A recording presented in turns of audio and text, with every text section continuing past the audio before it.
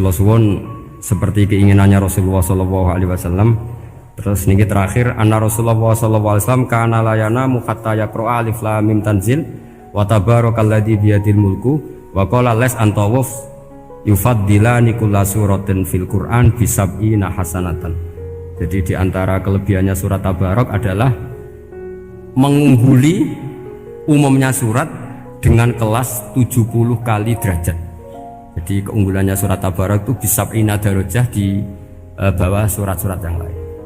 Udah, ini surat Tabarak agak panjang. Tapi alhamdulillah dari semua itu surat Tabarak itu kalah bi qul huwallahu ahad. Jadi ini nikmat terbesar kita. Karena nggak perlu Tabarak, saiki porsi ini diturunkan jadi apa? Qul. Makanya banyak tarawih main apa? Qul. Itu bukan cari cepet, itu dalile musalsal ila Rasulillah sallallahu alaihi wasallam. Jadi ada sahabat itu kalau ngimami main kulhu. Di Indonesia masih mendingan kulhunya rakaat kedua ya. Itu enggak sahabat ini rakaat pertama ya kulhu, kedua ya kulhu. Masih mendingan di Indonesia dipakai selingan rakaat kedua. Singkat cerita sahabat yang makmum ini lama-lama mangkel, matur ya Rasulullah, ini orang yang kau pasrai jadi imam itu sering main kulhu. Akhirnya Nabi memanggil, ya fulan, kenapa kamu suka baca kulhu?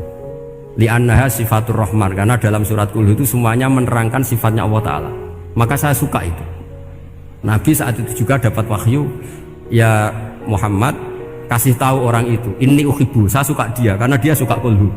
Nah, itu aja hafalkan itu. Jadi itu riwayat yang lebih menggembirakan. Jadi tidak usah Tabarak, cukup apa? Kulhu. Dan itu lebih mutawatir. Makanya kalau legenda dunia kiai itu kan ini ada cucunya Sayyidina Ali. Tuh, siapa yang bisa khatam Quran sekian menit? Yang menang Sayyidina Ali ya, karena baca kulhu sampai 3 kali. Yang dianggap takdilul Quran, sudah sama dengan baca Quran. Jadi ini ijazah terakhir, ini jadi porsinya tambah turun. Saya itu suka. Saya itu punya banyak penggemar lah di Jogja, di Jakarta. Memang agama ini harus mudah. Saya itu kalau baca kulhu itu sampai nangis. Nangis saya bukan karena faham atau haru, itu enggak. Sebaik itu Allah. Masa gara-gara hafal kulhu, main kulhu dicintainya? Ya karena memang Allah itu benar-benar zat yang baik.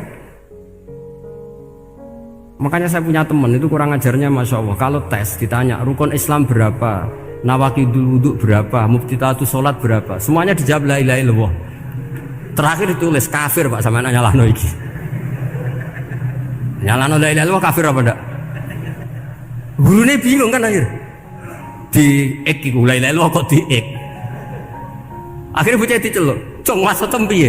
Mun sampean wani ngek Pak, kafir Pak." Akhirnya sudahno ribet-ribet. Pertanyaan apa saja? Ma muftilatus sholat la ilaha illallah. Nah gitu wudu ya. Tapi jangan tiru loh. Lah gurune kok pengen kawani kafir. Siapa yang berani ngek la ilaha illallah? Yo ana menas sing beli. Angin belinge ku disurati wong tuane. Kulo nu mondok sarang era kuno, dadi ijek lugu wong. Surati wong tuane, kowe gak susah, wong tuamu disurati. Tenang ya Gus, bapakku buta huruf. Jadi wis disurati, gak ngefek wong bapaknya buta huruf. Nah, di Islam, saya ulang lagi di Islam, dengan tanda kutip kesalahan-kesalahan kecil gini ku zaman Nabi, sahabatnya Nabi, iku kabeh udah berkah. Makanya nggak ada ilmu sebarokah kayak zaman Nabi. Wong goblok wae dadi berkah.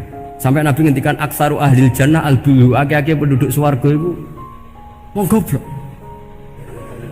Mergo wong goblok iku piye? Apa dimangkeli iku ya gaweane pangeran. Nabi itu pernah disomasi wong goblok. Itu ya piye? Nabi kan cerita kiamat tuh gini. Yang kemarin nggak jadi itu. Kiamat di Indonesia kan berapa kali ya? 999 terus 2000 berapa? 12 terus Jumat apa kan sering mau ada kiamat. Saya sering ditanya tamu, Gus, ngenteni kiamat teng pundi? Enteni ning kene barang aku aneh-aneh. Ngkarwan layak alamuha illahu bokas bakas. Nak misalnya tenan piye Gus? Ya tenan sing entek Gus enak aku gak. Wah sesuk tajak ngenteni kiamat ora sida kiamat. Aneh-aneh. Saya ulang lagi. Ketika Nabi cerita dasarnya kiamat itu sahabat itu enggak mikir. Padahal mereka orang-orang pinter. Si mikir wong desa, Mas. Ya Rasulullah mata sa'ah. Engkau itu cerita kiamat terus tapi enggak jelas tanggalnya. Lalu itu kapan? Wah kaget sahabat, oh, pinter juga. Kalau cerita itu ada tanggalnya dong. Ini kan cerita terus tapi nggak jelas tanggalnya. Apa diamuk wong desa? Ora diamuk mangkelno. Nabi meneruskan tentang ahwalil kiamah, masih nerangkan ahwalil kiamah. Dibaleni lagi. Ya Rasulullah mata sa'ah. Lalu kiamat itu kapan? Ini kalau ijazai, jadi bodoh tapi untuk ridhanya Allah Ta'ala pun. Kalau lah kadang jadi pinter gue nyesal. Ribet. Kongkonan ini, kongkon Pak Najib barang ini akhirnya, gara-gara pinter. Padahal kok ya wong bodoh lah mlebu swarga, ribet kan? Direwangi dadi wong alim, sebelum kok wong bodone ya melok mlebu swarga. Wong gelombang kedua itu pengumumannya siapa pencinta Nabi, pencinta wong alim masuk swarga. Yang pertama seleksinya agak ketat, yang kedua itu ya muhibbin mun cukup mun. Jadi sebenarnya swarga ya ketemu wong ras jelas-jelas nih. Wah repot ya. Akhirnya ketika Nabi gak jawab, sahabat itu banyak yang analisis kariha maqala, lam yasma, ada yang bilang lam yasma, memang Nabi tidak dengar. Ada yang analisis sami'a wa kariha maqala, sebenarnya Nabi itu dengar tapi gak suka karena pas khutbah diket, diinterupsi. Karena diulang-ulang lagi akhirnya akhirnya Arabi tadi mengulang-ulang lagi, akhirnya Nabi jawab. Karena Nabi itu orang yang sangat pintar, jawabnya ma'atatalaha, kamu kok berani tanya kiamat kapan, persiapan kamu apa? Fawawahi ma'atatullah kabiro sholatin wala siyamin wala kata wa kata walakin ni uhibbuka. Cek menang ya, cek pede. Apa Nabi tanya persiapan saya? Oh kalau sholat saya biasa kok bangga. Wes wong desa biasa kok. Fawawahi ma'atatullah kabiro sholatin, saya sholatnya biasa, puasa biasa. Maksudnya wajib-wajib tok lah, ndak aneh-aneh. Tapi walakin ni uhibbuka, tapi saya ini mencintai engkau. Apa jawabannya Nabi? Almar'u ma'aman ahabba. Dan itu melegenda seluruh dunia, baru kayak Bedui. Jadi semua orang yang hafal hadis almar'u ma'aman ahabba atau anta ma'aman ahbabta itu barokatu hadal badui, karena berkahnya orang Bedui. Dan hadis itu mutawatir karena dikatakan Nabi ketika khutbah orangnya banyak yang hadir banyak. Barokahnya orang Bedui, gak disopan santun. Mukjizatnya Nabi seringnya gara-gara orang Bedui. Nabi khutbah, wis khutbah cerita akhirat, cerita kebaikan. Ya Rasulullah, khutbah mohon bakas akhirat kebaikan. Sekarang itu tidak ada hujan, halakatil amwal. Sekarang harta hilang semua. Hewan-hewan sudah mau mati semua karena apa? Kekeringan. Mohon jenengan rasa bakas niku pun jaluk udan mohon.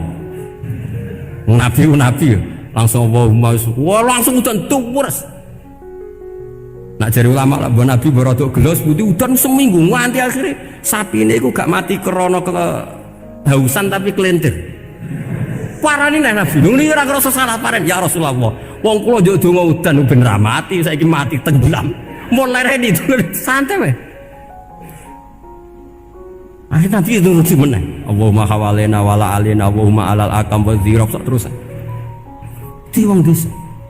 Betapa barokahnya wong desa iki orang tahu. Betapa Rasulullah itu sekali ngendikan alam itu harus tunduk. Jadi min mu'jizati Rasulullah sallallahu alaihi wasallam itu sekali ngendikan alam itu harus ngikuti. Jadi Nabi misalnya ngendikan hujan, itu panitia hujan, malaikat hujan harus nuruti. Nabi ngendikan berhenti juga harus berhenti. Makanya enak jadi Nabi itu. Tapi kamu nggak mungkin, sudah tutup, sudah tidak mungkin. Makanya Nabi itu pernah minta dalam satu maidah, ya fulan saya ambilkan dirok. Dirok itu kaki kambing yang depan, diambilkan. Ambilkan lagi, diambilkan. Ambilkan lagi ya Rasulullah, bukankah kambing hanya punya dirok dua, kaki depan dua? Andaikan kamu bilang iya, maka akan selalu ada dirok selagi aku minta. Karena alam ini akan mengikuti. Jadi Nabi misalnya mau dahar gitu ya, kok Nabi ngendikan ya Jabir, ini jangan kamu entas, yang entas harus saya. Ini cukup untuk makan orang banyak. Nabi sekali ngendikan cukup. Nasi ini punya konstitusi, harus cukup. Karena Nabi ngendikan cukup. Itu hebatnya Nabi. Beliau punya spesial. Alam ini harus nurut sama beliau. Makanya disebut wadhabu wal ghazala yasyadani laka birrisalah. Semuanya itu harus tunduk. Akhirnya syafaat-syafaatnya Nabi itu gara-gara desa-desa. Saya itu pengagum wong bodoh ya, termasuk hadisul Arabi tadi. Ada orang desa tanya, ya Rasulullah nanti kalau saya mati itu yang ngisap siapa ya? Allah ya. Wah bagus lah, terus mulai. Barang mulai, abe guyu. Nabi piye karpe? Dipanggil lagi. Ya Arabi, kenapa kamu tertawa-tawa terus pulang? Ya baguslah kalau yang ngisap Allah. Selama ini hubungan sama Allah saya baik-baik saja. Tapi Nabi muji faqhu hadzal Arabi, wis pinter kowe cong. Terus pernah lagi ada orang Bedui tanya, hal yadhakur rabbu ya Rasulullah, apakah Tuhan itu pernah senyum, pernah tertawa? Naam, kata Nabi, ya pernah.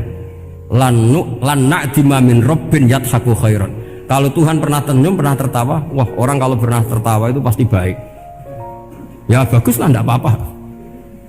Jadi makanya ini unik ya, Islam itu agama yang unik, agama yang berkah, yang alimnya ya ketulungan, yang bodoh juga ketulungan. Karena memang agama ini untuk semua, lil alamin, untuk semua.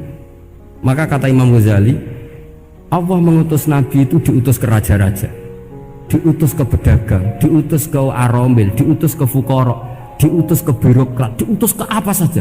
Ila jami'i sunufin nas, ila jami'i asnafin nas. Bahwa semua yang mengapresiasi kenabiannya Nabi itu mulai raja, pedagang, PNS, birokrat, orang miskin, orang apa saja mengapresiasi dakwahnya Rasulullah Shallallahu Alaihi